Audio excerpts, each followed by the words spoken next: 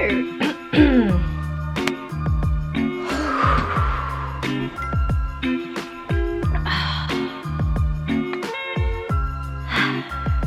your brains. Use your brains. That's all I ask. Deep breathing, deep breathing. And I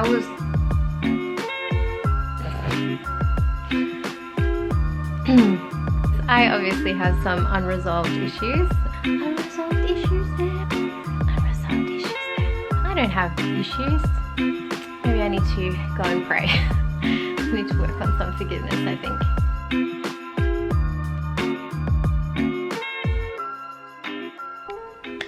Alright, I am filming this video for the third time because every time I do it, it just, it's been rubbing me the wrong way, and I just needed to, I was convicted. Here's some footage of the previous filming.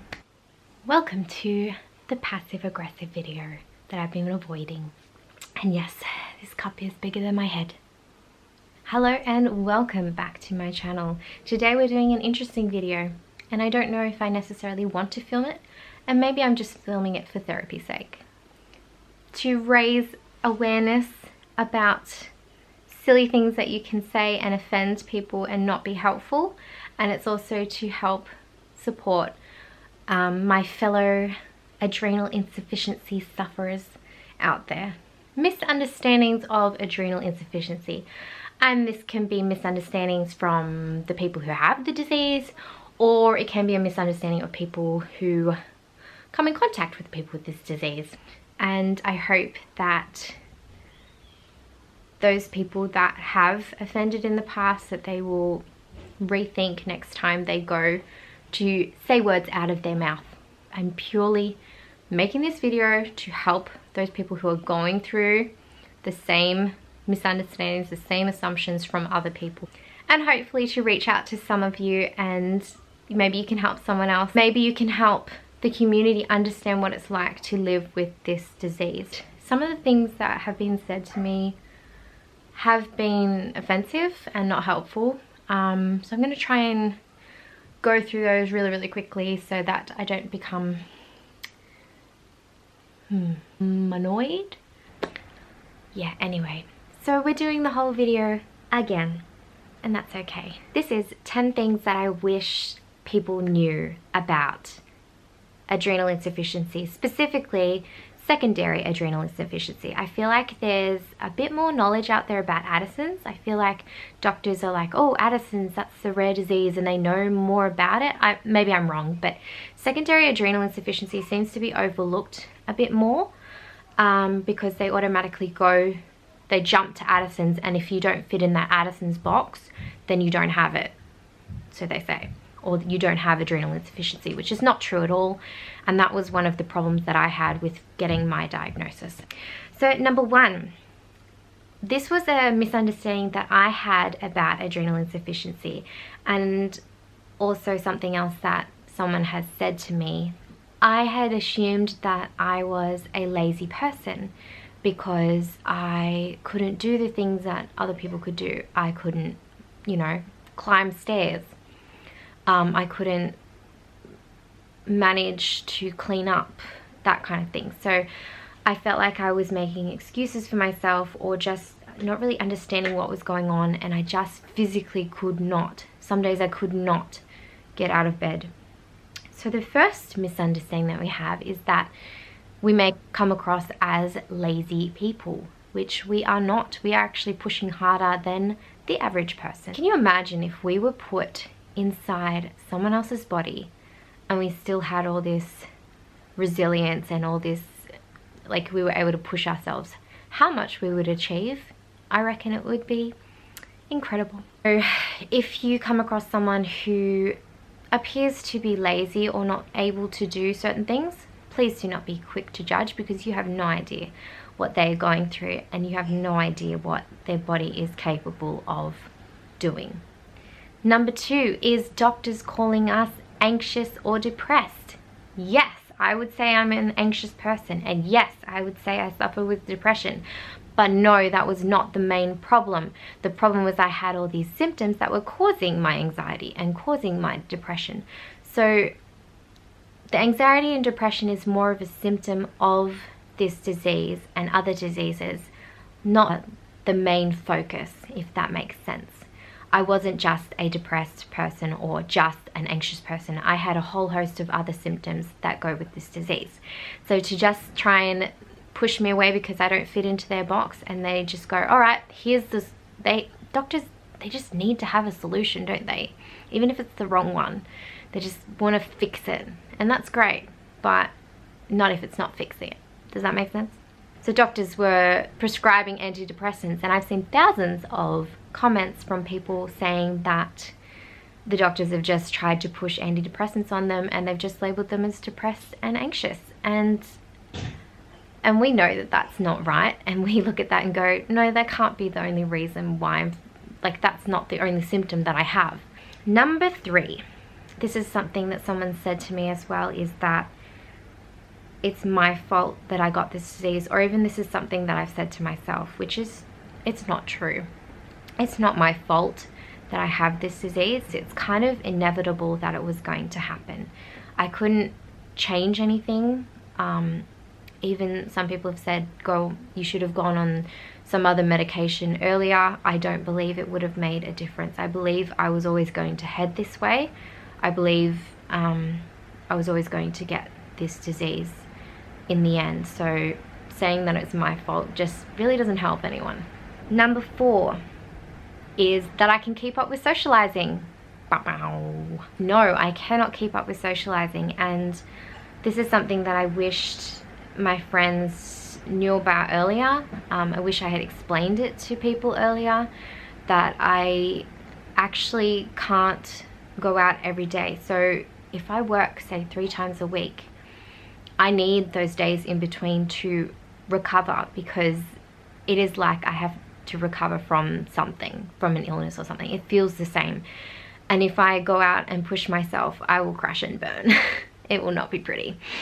And then I'll take even longer to recover and be even less likely to be able to do the things that I have to do. So there's things that I have to do in my life and things that I want to do. The wants get sacrificed so much because I do have to rest and recover from the things that I have to do. Going out for me is like draining a battery that's already drained. It's not that I don't enjoy it. It's not that I regret going out on those days. It's just I have to plan everything. I have to plan rest days. I have to plan recovery. I just can't go and do things like normal people. And it's not that I'm avoiding them. It's not that I don't like them or that I don't want to spend time with them. It's just that I can't. Number 5, something that someone has said to me, even doctors have said to me, oh, you won't need Florinef, or your aldosterone hormone is fine, so you don't need Florinef or any other medication for this. Wrong. I was severely dehydrated no matter what I did. I had all the symptoms of low aldosterone, and I did need medication for it, and I felt so much better on the medication once I started it. But for the doctors to say that, no, you have secondary adrenal insufficiency, so you don't need this other medication, because technically that other medication is for primary adrenal insufficiency for Addison's. And I have a little bit of symptoms of both. That's why I don't really fit into either boxes of Addison's, and I don't really fit into secondary adrenal insufficiency. I'm diagnosed with secondary adrenal insufficiency, but I have a lot of the symptoms of Addison's, if that makes sense. So again, I do not fit into another standard box. Can't I just fit into one box, please? Just cookie cutter something, not allowed. Number 6, another misconception is that now that I am medicated, I do not need to deal with symptoms. This is so false. I am daily dealing with symptoms. I am constantly adjusting, constantly monitoring, evaluating my body, how it responds, what medication it needs, what levels it needs. It's just a constant balancing act. This disease is, it's based on hormones that save your life. And when they're out of whack, you have to be quick to give your body what it needs. And some days I'm fine. Sometimes I don't remember that I have this disease because everything's perfect and everything aligns. But other days where I have to adjust, I have to constantly be aware of my symptoms and what my body's doing, and I have to constantly balance what my body needs. It is a huge balancing act that consumes so much of my life that it is overwhelming, and just because I'm medicated does not take that away. Even different points, if I'm stressed, then I need to adjust. If I've done too much exercise or done too many things during the day, I need to adjust. If I've gone out too much, I need to adjust. If I'm having my period, I need to adjust. If I'm ovulating, I need to adjust. It's just a constant adjusting of medication and trying to get it right. That's all I can summarize it as, just trying to get it right every day. And every day is different.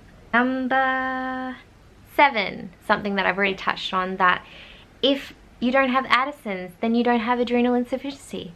This is a big misconception, and those poor people who have secondary adrenal insufficiency are so misunderstood. Yeah, enough said. Number 8, that secondary adrenal insufficiency is not as dangerous as primary adrenal insufficiency. False. It has the exact same treatment, it has the exact same end result, and you can still die from it. You still go into adrenal crisis from it. Number 9, another misconception is that you will get fat if you take the steroids. This is another thing that I had to change from the previous filming because I was not comfortable sharing what I did share there. So I'm going to try and change this around a little bit. Let's not go into it. Let's just skip around it. So I had been told that I was going to get fat by taking the steroids. It's not true. I do notice that it is easier to gain weight taking the steroids, and I have to be more vigilant. But no, it's still well within your control. The things that you eat, or my control, the things that I do with my body, exercise. So all the health rules still apply to us. We just have to be a little bit more vigilant. It doesn't mean that you're going to get fat. And I find that if I stay on the right dose, it's not as likely to cause a problem. If I have to medicate or over-medicate on certain days, I do notice that I do gain a bit more weight, but that weight comes off once I go back onto the normal dose. So it does not necessarily mean that I'm going to get fat, and who cares anyway? Like, come on, our body needs the medication. So what's the end result? Get fat or die? I would much rather live, thank you. Number 10, the misconception is stress is just stress, but people do not understand what stress is. Can I just say that I did not understand exactly what stress was before I was diagnosed with this condition, because I did not realize that even being anxious is a stress. I did not realize that over-exercising is a stress on the body. I didn't realize that my mental health was a stress on the body, or the feelings that I could feel, like feeling overwhelmed, could cause stress on the body. Lack of sleep can be stress. Illness can be a stress on the body. Even being sick is stressful. People who have not had this disease would not categorize illness or mental health or exercising or all these things as stress. So stress is a huge misconception to do with this disease. The body doesn't go, oh, this is mental illness or mental health problem, or this is exercising, so that's a different category to stress. No, the body translates all of that as stress, and the end result is your body needs cortisol, and your body, when you have this disease, doesn't make the cortisol or doesn't make enough of it, and the end result is adrenal crisis. Because people are like, oh, just don't get stressed then. It's like, what about if I don't sleep? Or what about if I'm sick? Or what about if I just can't avoid it? It's just, most people that you talk to wouldn't even recognize that they were stressed the same way that we recognize when we are stressed, because we know, we can feel the symptoms come on. It's an actual physical response of the lack of cortisol. Those are the 10 misconceptions that I have come across to do with secondary adrenal insufficiency, and I hope that you found this helpful and that maybe it helps some other people understand what it's like to live with this disease. Maybe it helps some people who I know maybe understand me a little bit better. Or to get the support that you need, people need to understand how to give it. It's just, you never know what you're going to get with this disease. You never know what each day is going to look like. So if you are someone who is suffering with this disease, know that you are not alone, that you are allowed to live differently to other people who don't have this disease. You're allowed to do what you need to do to live your life and live your life to the fullest that you can. You can't waste your life wishing that you had a different body or a body that worked. Don't worry about what other people can do and what you can't do. It doesn't matter. It's your life and you have to live differently, and that's okay. As soon as I accepted this, it made it so much easier to cope with this disease. So I hope that you have a nice support network of people who understand. And I know that some people don't have that, and I'm really sorry because it can be a huge help. I would really encourage you to find people who do understand, to find friends that understand, or at least are willing to learn. People who aren't negative, that they help your life and that they add to it rather than taking your very precious energy away from your life. I hope you feel supported, I hope you feel heard, and I hope that you join in the conversation in the comments below. I hope that you share some of the misunderstandings of adrenal insufficiency, because it will raise awareness and it will make our lives better when people stop saying silly things. Thank you so much for watching, and I'll see you in the next video. Bye.